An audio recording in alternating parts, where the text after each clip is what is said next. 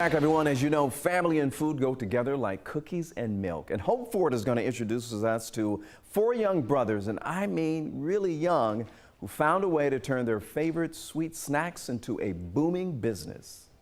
Four brothers, all under the age of 11, baking their way into a cookie empire. Okay, let's just go ahead and get it out of the way about how adorable these kids are. This is Joshua, he's 11. Isaiah is 9, Caleb is 7, and Micah, the youngest, is 5. And for 2 years, they've been mixing, pouring, scooping, and selling their great-grandmother's cookie recipe. The delicious idea started with them taking their cookies everywhere. We were just thinking that we can make some money off of this selling cookies.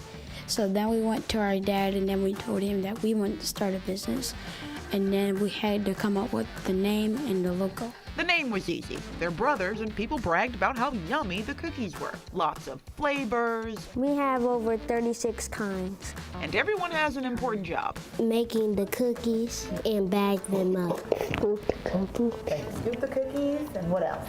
Put them in the oven. Yummy Brothers ship nationwide, and they still go around their communities to events selling the baked goods. We take the cookies at Atlanta, Cincinnati, and Detroit. Cookies is serious business for the young brotherpreneurs, but education is still first and foremost. On the weekends, we'll go out and just sell some cookies. On the business side of things, Yummy Brothers have sold over 400,000 cookies, and they've made a pretty penny doing it. I like to make money.